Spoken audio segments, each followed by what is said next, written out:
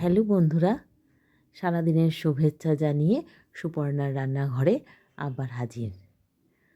আজকে সকালবেলা অফিস যাওয়া, তো এত দেরি হয়ে গেছে যে যার জন্য ভাত ডাল দুপাশে দুটো একসাথে বসিয়ে দিয়েছি। রান্না যতটুকু হবে ততটুকু যাবে। তো সবজি সেই ফাঁকে সবজি কেটে নিলাম, বেগুন ভাজা। আচ্ছা, ওদিকে মূলো রয়েছে, কাঁচা লঙ্কা রয়েছে, একটা বাটিতে পেঁয়াজ রয়েছে, আর এদিকে বেগুন রয়েছে। আর বেগুনকে দুরকমভাবে একটা ভাজা আর একটা তরকারির জন্য রেখেছি। আর এদিকে ডান দিকে রয়েছে উচ্ছে আর বেগুন ভাজার জন্য সবজি কাটা। এবার ডালটাকে সবার আগে ডালটাকে তৈরি করে নিতে হবে। মাঝে ২-৪ বার যা চাওয়া হবে সে পরে, এখন কিছু নয়। আগে বেগুন ভেজে কড়াইতে অ্যাম অ্যাম এদিকে ডালটা তো সম্বাদ দিচ্ছি, সেটা আমি আর দেখানোর সময় পাইনি, ভিডিও করার সময় পাইনি। পেঁয়াজটা কাটা ছিল বাটিতে, সেটাই দেখতে পাচ্ছেন। খালি বাটিটা রয়ে গেছে এখন।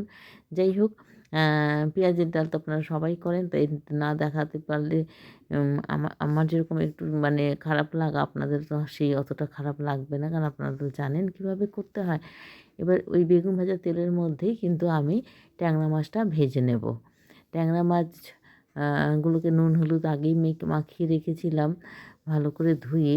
কারণ ট্যাংরা মাছটা একটু ভালো করে ধুতে হয়, না হলে পর ট্যাংরা মাছের মধ্যে অতিরিক্ত তেল থাকে এবং এই যে পেটের জায়গা থেকে একটা কালো কালো মল বেরোয়, সেগুলোকে ঠিকভাবে যদি নালীর মতো থাকে সেগুলো ধুয়ে নিলে পরে অনেকটা কালো কালো জল বেরোয়, দেখা যায় যে কালো জলটা বেশ কালো কালোই বেরোয়। যাই হোক, ট্যাংরাটাকে একটু ভালো করে তো ভাজা করতে হবে, না লাস্টে গন্ধটা হতে পারে। এমনিও তো মাছ ভালো করে সবাই ভেজেই নেয়। এবার যাই হোক, খুব কড়া করব না, কেননা মাছটা একদম টাটকা। এদিকে উচ্ছে আর এদিকে ডালটা নামিয়ে আমি একটা কড়াইতে উচ্ছে ভাজার জন্য তেল দিয়ে নিয়েছি। সরষের তেলে রান্না হচ্ছে আজকে সব কিছু। এবার উচ্ছেগুলোকে আগে একটু ভেজে নেব হালকা করে, তারপরে বেগুন দেবো। কারণ আগে বেগুন দিয়ে দিলে সব কিছু একসাথে দিয়ে দিলে ঘাটা ঘাটা হয়ে যাবে, সেটা খেতে খুব একটা ভালো হয় না। আর মানে কাদা কাদা ব্যাপারটা এসে যায় বেগুনের বীজ টিজ বেরিয়ে। তো যাই হোক, এই যে এটা একটা দিলাম, দিয়ে একটু নেড়ে চেড়ে একটু ঢাকা চাপা দিয়ে নেড়ে চেড়ে করে নেব। তাহলে কী হবে, একটা সেদ্ধ সেদ্ধ ব্যাপারটা যেই চলে আসবে তখনই আমি ওটার মধ্যে আস্তে আস্তে সেটা বেগুনটা কখন দিচ্ছি সেটা দেখুন। এখন এখন তো ট্যাংরা মাছটাকে ভেজে তুলে নিচ্ছি।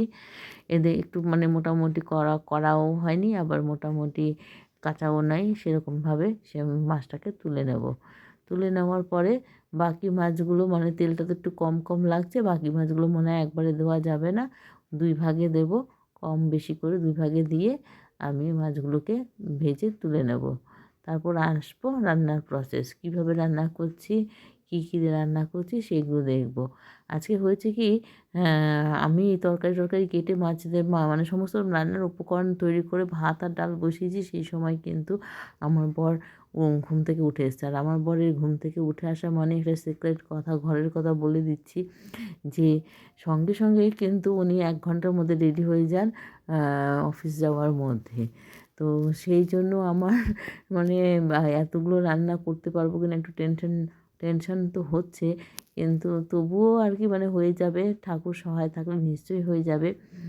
ওই মাছটা ভাজতেই যেটুকু আর অন্যান্য যা রান্নার উপকরণ কাটাকাটি হয়েছে, সবই তরকারিটা কাটা হয়েছে দেখে উনি উঠে এসেছেন। যাই হোক, ভাতটাকে নামিয়ে চা করে দিয়েছি। আর এদিকে দিয়ে দিলাম কাঁচা লঙ্কা। মাছের জন্য মাছ ভাজা তোলা হয়ে গেলে পরে কাঁচা লঙ্কা আর কালো জিরে ফোড়ন দিয়ে আমি প্রথমে মূলোটা যে পাতলা পাতলা ছোটো ছোটো করে লম্বা লম্বা করে স্লাইস করে কাটা, সেই মূলোটাকে দিয়ে দেবো এবং এই মূলোটাকে এই অবস্থায় আমি নেড়ে একটু ঢাকা চাপা দেবো, একটু হতে দেবো। এবার কেননা মূলোটা চট করে তো সেদ্ধ হবে না, কিন্তু বেগুনটা তো সেদ্ধ হয়েই যাবে। এদিকে অফিসের তো টাইম এগিয়ে চলছে। আমার আমার বর যে এক্সারসাইজ করে সুগারের জন্য, সেগুলো তো মানে বোঝা যায় কতটা কী। আমি এখানে ওই জন্য নুন টুনগুলো যে দিলাম সেটা দেখালাম না, যে তুলে তুলে এখন দেখিয়ে দিচ্ছি। নুন হলুদ আর একটু লঙ্কার গুঁড়ো দেবো, তার কারণ হচ্ছে আজকে কিন্তু কোনো পাতলা ঝোল হচ্ছে না, যে কাঁচা লঙ্কা দিয়ে হবে। আজকে চচ্চড়ি টাইপের রান্নাটা যে হয়, মাখা মাখা গায়ে মাখা মাখা, সেটা করব। এবার মুড়োটাকে আমি হতে দেবো আরেকটু, ঢাকা চাপা দিয়ে দিলাম, কারণ অফিসের রান্না তাড়াতাড়ি করে করে নিতে হবে, কাজে সময় বেশি দেওয়া যাবে না অত কষানোর। এবার এইটা মূলোটাকে উল্টে পাল্টে মশলাটা হয়ে গেছে। তো এবার আমি বেগুনগুলোকে দিয়ে দেবো। গ্যাস যেহেতু বাড়িয়ে রাখা হলে কী হয়, ঝটাপট হয়ে যায় ঠিকই, কিন্তু সেদ্ধ হতে সাময়িকভাবে সময় লাগে। সেই সেই মানে সেই সময়টা তো দিতেই হয়। এবার তার জন্য কী করছি, সেটাও কিন্তু একটা জানার একটা ব্যাপার আছে। এই যে বেগুনটাকে একটু নেড়েচেড়ে, অল্প একটু নেড়েচেড়ে বেগুনটা যে মানে নরম হতে, কিন্তু বেগুনটা নরম হতে অনেক সময় লাগবে, এবং আমি যে সিম করে রান্না করি বেগুন কিন্তু এইভাবেই নরম হবে। কিন্তু যখন সময় থাকবে না, আজকে যেরকম আমার সময়ের টান পড়ছে, তো আমি সেই ক্ষেত্রে কী করব, অল্প সামান্য একটু জল দেব। জল দিয়ে এটাকে ঢাকা চাপা দেব। এদিকে ধনেপাতাগুলোকে ভিজিয়ে রেখেছিলাম, সেইগুলোকে ধুয়ে পরিষ্কার করে কুচি করে নিয়েছি হাত দিয়েই। আর এই যে অল্প একটু জল দিয়েই আমি ওই বেগুনটাকেও সেদ্ধ করার চেষ্টা করব, কেননা আমার হাতে সময় নেই। সেই জলটা মজে আসলে পরে তারপর আমি আবার আরেকটু জল দেব। এই যে জল দিয়ে এটাকে নেড়ে টেড়ে এটা একটুখানি এখন চাপা দিয়ে দেবো। দেখবো যে কিছুক্ষণ বাদে, 4-5 মিনিট বাদে দেখবো যে বেগুনও নরম হয়ে গেছে, আর মানে মশলা টশলাগুলো সব মিশিয়ে সুন্দর একটা ব্যাপার আসবে। এই যে দেখে নিন, ব্যাপারটা খুব সুন্দর হতে লাগছে, দেখতে খুব সুন্দর। এই পর্যায়ে আপনারা ট্যাংরা মাছটা দিয়ে নামিয়ে ফেলতে পারেন, কিন্তু আমি তা করব না। আমি একটু সামান্য ঝোল রাখবো, গায়ে মাখা মাখা সেই ব্যাপারটা করবো। এই অবস্থায় রাখলে কি হয়, এক্ষুনি এক্ষুনি আপনি খেলেন ঠিক আছে, কিন্তু এই খাবারটা তো আমি রান্না করছি, দুপুরেও খাবে, রাতেও খাবে। তো যাই হোক, এখন বর খাবে, এখন সেই জায়গায় আমি ইচ্ছে করে নামিয়ে দিয়ে দিতে পারতাম, কিন্তু আমি তো রান্নাটা সবার জন্যই করছি এবং সব বেলার জন্য করছি। তার জন্য দিনের বেলা আমরা ভাত খাই, সকালে ভাত খাই না, কিন্তু বর তো সকালে অফিসে যাবে বলে সকালেই ভাত খাবেন। তো সেই জন্য এবার জলটা যতক্ষণ না ফুটছে ততক্ষণ অবধি আমাকে অপেক্ষা করতে হচ্ছে। যেই মাছের জলটা মানে ফুটে এলো, এবার আমি মাছগুলো দিয়ে দেবো। দিয়ে মাছগুলো ভালো করে নেড়ে চেড়ে দেবো, যাতে মাছগুলো ভিজে যায় সব কটা। কেননা শুকনো মাছ শক্ত হয়ে যাবে, সেগুলো তো খাওয়া যাবে না।